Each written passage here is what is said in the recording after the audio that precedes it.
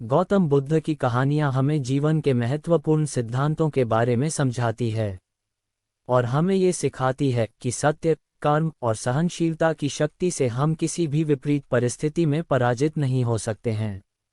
गौतम बुद्ध के जीवन की कहानियां हमें ध्यान की महत्वता के बारे में शिक्षा देती है, जो एक शांत, उदार और संतुलित जीवन की दिशा में हमें मार्गदर्शन करती है। गौतम बुद्ध की कहानियां हमें समझाती है कि सत्य, संयम और ध्यान से हम अपने जीवन को शांत और संतुलित बना सकते हैं। उनकी कहानी हमें जीवन के उच्चतम आदर्शों की ओर प्रेरित करती है। दान। चीन के चांगचू नामक प्रदेश में एक मठ था, जहाँ के महंत काफी ज्ञानी और कर्मठ थे। एक दिन उन्होंने अपने शिष्यों को बुलाकर भगवान बुद्ध की मूर्ति बनवाने की इच्छा प्रकट की। महंत ने अपने शिष्यों से कहा, इस कार्य के लिए आप सभी घर घर जाकर धन संग्रह कीजिए।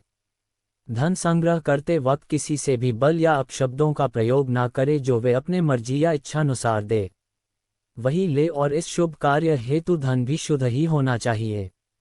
अपने महंत के आज्ञा का पालन करते हुए सभी शिष्य अलग अलग दिशा में निकल पड़े। इस कार्य को करते हुए एक शिष्य को टिन्नू नाम की एक बालिका मिली और उसके पास एक सिक्का था। जब उसे भगवान बुद्ध के प्रतिमा की मूर्ति निर्माण के धन संग्रह के बारे में पता चला, तो उसने श्रद्धावश अपना सिक्का दान करना चाहा, परंतु शिष्य ने उसे अति तुच्छ समझकर लेने से इनकार कर दिया। कुछ दिन बाद सभी शिष्य धनराशि लेकर मठ में एकत्रित हुए। महंत ने मूर्ति का निर्माण आरंभ करवाया, परंतु बहुत प्रयास के बाद भी मूर्ति संपूर्ण नहीं हो पा रही थी और हर बार कोई ना कोई कमी जरूर रह जाती थी। इस पर महंत को संदेह हुआ और उन्होंने अपने शिष्यों से धन संग्रह के बारे में पूछा। तभी सभी शिष्यों ने बारी बारी से अपने अनुभव सुनाए। इसी तरह सामने उस बालिका टिन्नू का प्रसंग आया तो महंत पूरी बात समझ गए। महंत ने शिष्य को उसके गलती के बारे में बताया। फिर शिष्य उस बालिका के पास गया और उससे माफी मांगते हुए उसके सिक्के को आदरपूर्वक ले लिया और वह सिक्का लेकर मठ आया। महंत ने उस सिक्के को अन्य धातुओं के घोल के साथ मिला दिया। सहज ही एक अति सुंदर मूर्ति का निर्माण हुआ। गौतम बुद्ध के मूर्ति की यह कहानी श्रद्धापूर्ण दान के महत्व को प्रस्थापित करती है। बुद्ध की शिक्षा। एक गांव में एक छोटी सी नदी थी। उसके दोनों किनारे के तरफ लोग रहते थे। नदी के पानी से लोग अपना अपना काम चलाते थे और अपना सुखी जीवन बिताते थे। एक बार नदी के पानी को लेकर नदी के किनारे रहने वाले दोनों पक्षों के लोगों में झगड़ा हुआ। वे दोनों पक्ष एक दूसरे पर आरोप लगा रहे थे कि तुम ज्यादा पानी ले रहे हो। जब दोनों पक्षों में आपसी बातचीत में मामला नहीं निपटा, तो वे मरने मारने पर उतारू हो गए। उनके पास जो भी हथियार थे उन्हें तत्काल निकाल लाए और एक दूसरे को मारने लग गए। तभी किसी ने जाकर भगवान बुद्ध को सूचना दी और उन्होंने दोनों पक्षों के मुखिया को बुलाया और लड़ाई का कारण पूछा। तभी दोनों मुखिया ने अपना अपना पक्ष रखा और बुद्ध ने दोनों की बातें शांति से सुनी। कुछ देर बाद गौतम बुद्ध ने मुस्कुराते हुए कहा, तो तुम लोग क्या करोगे? तभी दोनों पक्षों के मुखियों ने आवेश में आकर कहा, हम खून की नदियां बहा देंगे। तभी भगवान बुद्ध ने कहा, तो तुम्हें खून की नदियां चाहिए?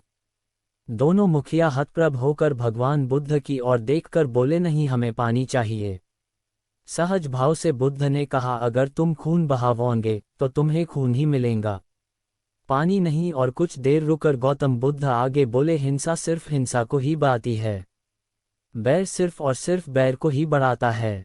नदी से ही सीख लो, वह कभी किसी से लड़ती नहीं और वह प्यार से अपने जल को सभी के लिए दान करती है। बुद्ध के इन शब्दों ने जादू जैसा काम किया और दोनों पक्षों के तनाव का समाधान आसानी से हो गया। दोनों पक्ष अब मिल बात कर नदी के पानी का उपयोग करने लगे। बुराई। गौतम बुद्ध एक बार अपने शिष्यों के साथ प्रवास पर निकले। एक नगर से दूसरे नगर जाने के रास्ते में एक वन पड़ता था। वन क्षेत्र में प्रवेश करने के बाद कुछ देर चलने के बाद बुद्ध एक जगह रुक गए।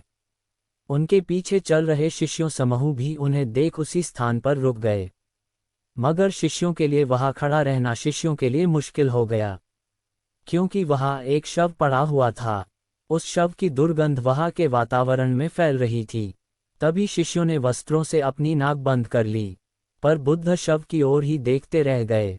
एक शिष्य ने साहस कर गौतम बुद्ध से कहा, भगवान, यहाँ से जल्दी चलना ही उचित होगा। यहाँ जो शव पड़ा है उससे बहुत ही दुर्गंध आ रही है। बुद्ध मुस्कुराते हुए सभी शिष्यों से बोले, बताए, इन सब में सौंदर्य दिखाई देता है। तभी शिष्य बोले, भगवंत, ये कैसा प्रश्न है। पर हाँ, शव में जीवन था तब तक सौंदर्य था, मृत्यु के बाद वही सौंदर्य समाप्त हो गया। तभी बुद्ध ने शव की ओर इशारा करते हुए कहा, जब कभी यह व्यक्ति जीवित रहा होगा तब इसके दंत बहुत ही सुंदर रहे होंगे। मृत्यु के बाद भी इसके दंत देखकर यही साबित होता है। तभी बुद्ध की यह बात सुनकर सभी शिष्यों ने शव की ओर देखा और पाया कि बुद्ध सही कह रहे थे। तब शिष्यों को भान हुआ कि शव में भी अच्छाई हो सकती है। सच्चा समर्पण। एक राजा गौतम बुद्ध का दर्शन करने अपने पास का एक आभूषण लेकर आया था। गौतम बुद्ध उसके इस अमूल्य भेंट को स्वीकार करेंगे, इसके बारे में उसे शंका थी, इसीलिए वह अपने दूसरे हाथ में एक सुंदर गुलाब का फूल भी लेकर आया था। राजा को लगा भगवान बुद्ध इसे अस्वीकार नहीं करेंगे। गौतम बुद्ध से मिलने के बाद जैसे ही उसने अपना हाथ में रखा अमूल्य आभूषण आगे बढ़ाया तो मुस्कुराकर बुद्ध ने राजा से कहा, इसे नीचे फेंक दो। राजा को बुद्ध की यह बात सुनकर बुरा लगा और उसने वह अमूल्य आभूषण जमीन पर फेंक दिया। उसने अपने दूसरे हाथ में पकड़ा हुआ सुंदर गुलाब का फूल बुद्ध को देने के लिए अपना हाथ आगे किया। उसने सोचा कि गुलाब में सुंदरता और कुछ आध्यात्मिकता शामिल है, तो बुद्ध इस गुलाब के फूल को जरूर स्वीकार करेंगे। तभी बुद्ध ने राजा से कहा, इसे नीचे गिरा दो। अब राजा परेशान हुआ, वह बुद्ध को कुछ देना चाहता था, अब उसके पास बुद्ध को देने के लिए कुछ बचा नहीं था।